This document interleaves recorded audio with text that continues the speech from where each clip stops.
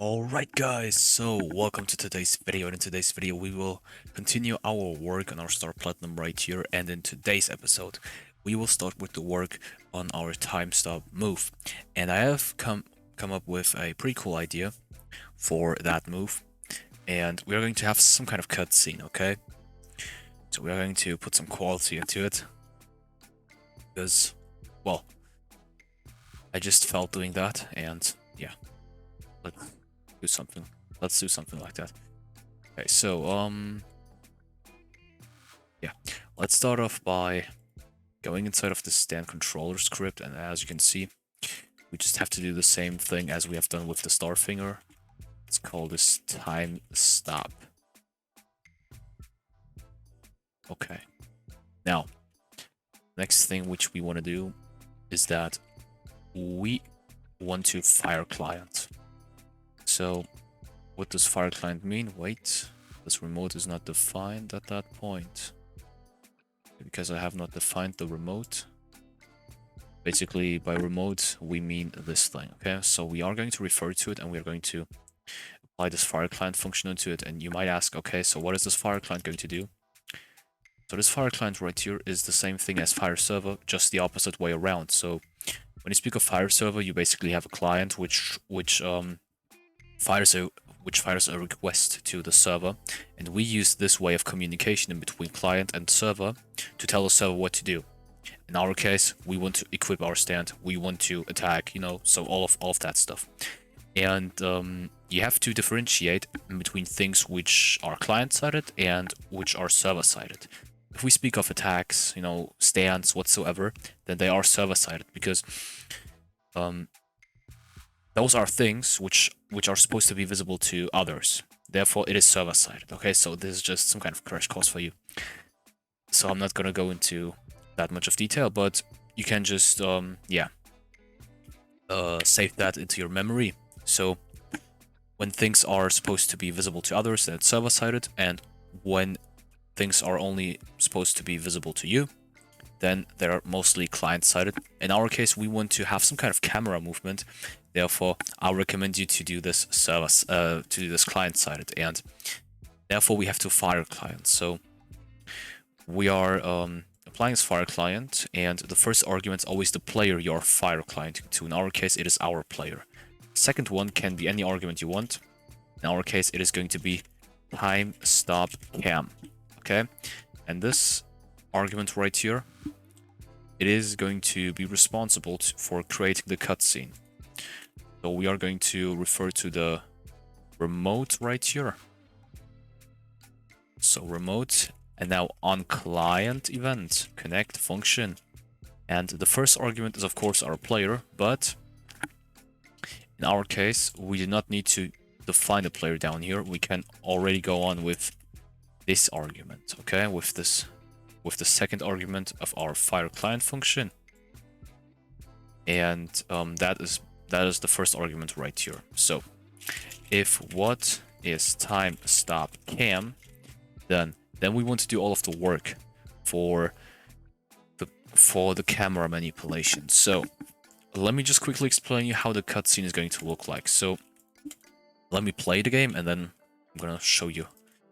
So my idea was that we have a camera which is directly staring onto us, so like this, and then we have another cam. So we are going to have some kind of transition. So we are going to have two positions. The first one is at the face, as I've already told you, and the second one is going to be at the face of our Star Platinum.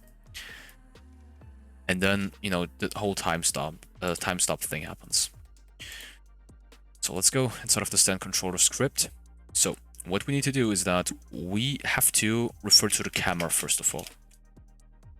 Now, this is going to be a lot of camera manipulation stuff, which is coming towards you.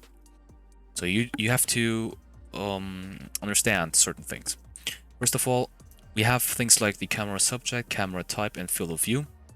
The camera subject is probably not going to be important for us in our case, but the camera type is going to be pretty important, and the field of view later on, because we're going to manipulate the field of view as well to create this overall cool looking time stop effect. Now, But the most important thing is the camera type. So in our case, when we decide to play the game, it is at custom, and custom allows us to just move around freely. Now, if I would set this to attach, then I'm not able to move right or left. I'm just only able to go up and down, then just, you know, walk. Now, if I set it to track, then I don't actually know what the difference is. Okay, orbital. Yeah, as you can see, I'm only able to see things from above.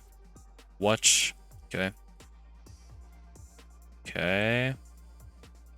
I'm not able to scroll out. You know, so there are just some different camera types. In our case, we're going to use the scriptable one, which makes us totally unable to rotate the camera in any way. Okay, and that's important to understand. And there's one more property which is not visible right here, which is the C-frame. And we are going to work with the C-frame as well. So what I personally really like to do is that I love to create some parts which are supposed to represent the view our camera is going to have. Therefore, I'm going to create two parts. The first part is going to be directly in front of us, representing the perspective from the first camera, and then I'm going to create one more part which is going to be in front of our stance face, which is going to represent the second camera. Okay, so that's just for you to understand. Now, first thing, instance.new part workspace. So that's going to be the first part. Let's call it cam part 1.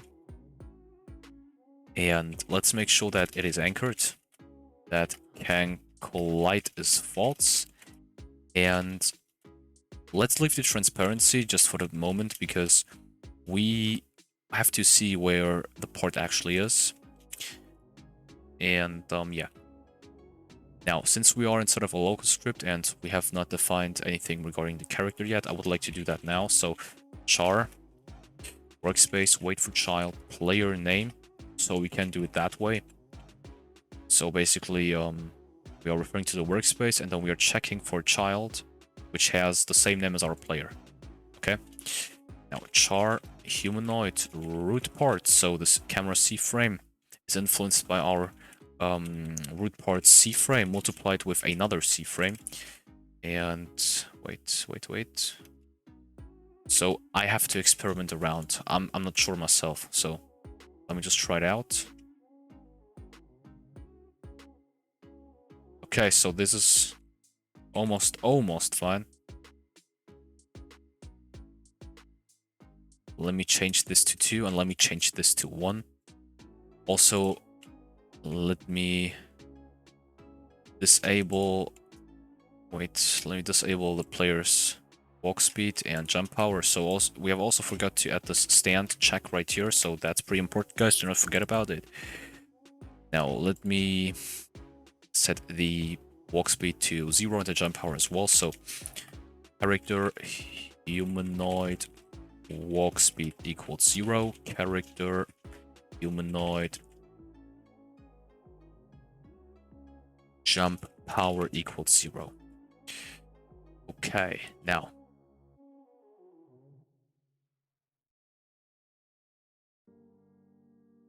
nope, wrong move. There we go. So that's the first part, and this is going to be the perspective. Okay, and now we have to create a second part, which is going to be in front of our stance face. So let's quickly do that.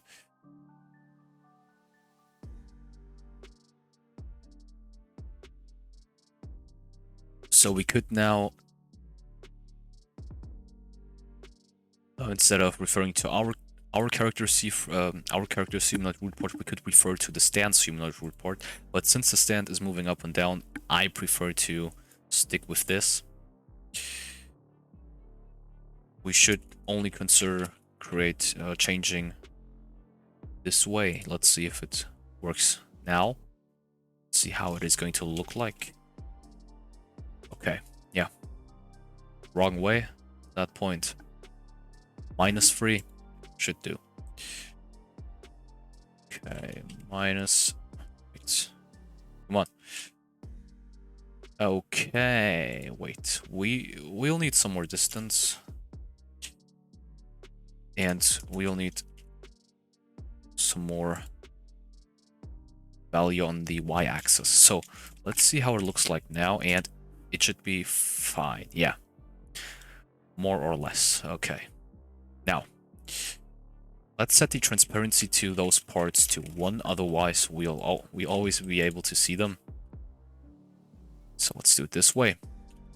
All right, now we have to create some pretty cool transitions, and in order to do so, we should do the following. So we should make use of the tween service. I have already explained everything regarding the tween service within the series, so go ahead and check out those episodes. Now create. Now the instance is going to be our camera, of course. Second argument is about the settings, so you guys should know about it. And then using style, linear, and then using direction, out, 0, false, 0. Now the goal is going to be C frame, X, C frame. Tween, wait.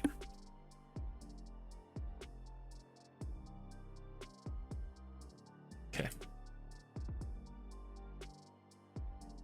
Yeah, so the thing is that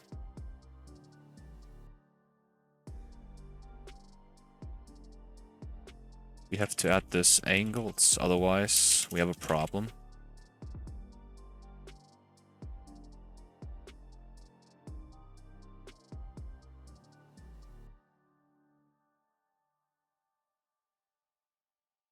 The thing is, why? Oh, I know why. So we should consider setting the camera type to scriptable before we even try to manipulate it. Otherwise, we'll experience the same issue as previously, so that the camera just repositions to its old position. Yeah. Maybe we should speed this a little bit up. Maybe we should give a little bit more value to the y-axis.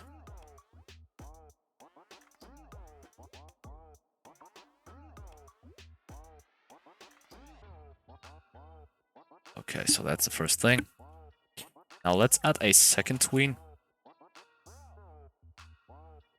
which is going to do the following. So it is not going to transit, is that even a word? So it is not going to position to where the second camera part is. It is going to do some little effect. I'm gonna do it, and then you'll see how it is going to look like. So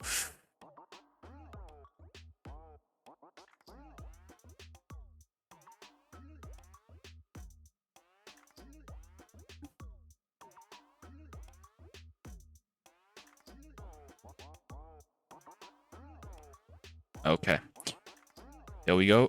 So that's a problem. So the problem at that point is that we have to wait 0.5 seconds.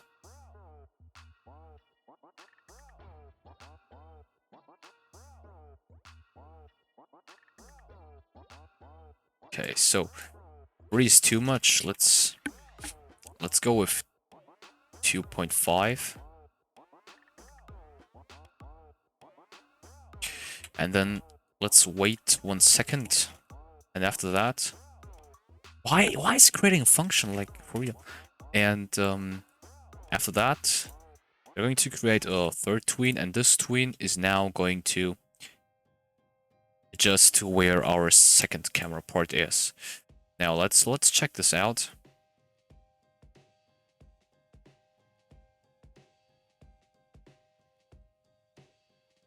Okay.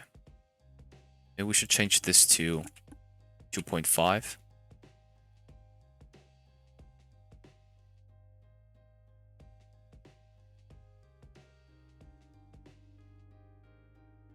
Okay. Now, so that's all about our camera transition. Now there's one more thing I would like to create before we end the video and before we actually move on with the time stop creation itself. And this one has to do with yeah, with some GUI effects. Time stop. So make sure to create a frame which fills up the whole frame we have. Okay. Also on the part above here, which actually is reserved for the core GUI. So take that up as well.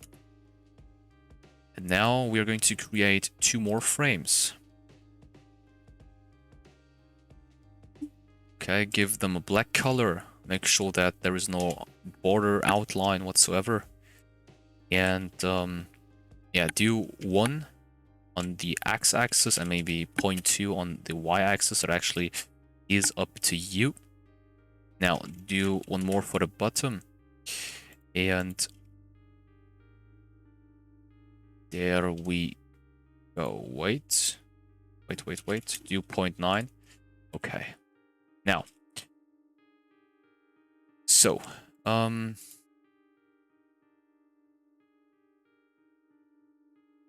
let's go inside of the script right here once again. And we now have to do the following. So we have to make these GUIs right here pop up. So let's copy this tween, and I'm going to call it tween G, stands for GUI.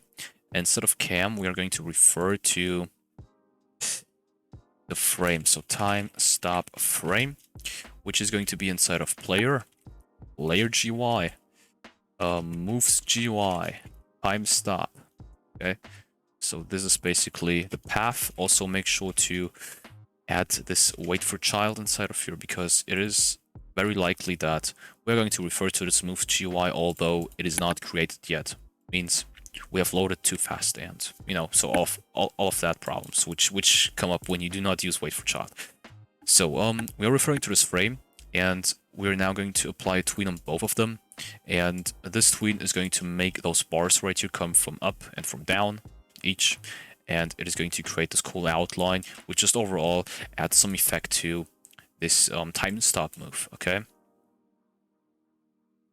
now tween G, so time stop frame. No, not time stop frame, but time stop frame up. We have to change the C frame to position. Position is going to be do them to new. And it is going to be the position we have right here. So 0, 0, 0. Now you have to do the same for the bottom frame. So bottom. And this position right here has to be at 0.9 on the y-axis. And change the name to tween G. And wait 0.5 seconds. And then this whole thing right here can go on. Now, make sure to move them away. So minus 0.2, and this one 1. There we go. Now let's play this thing and let's see how it is going to look like.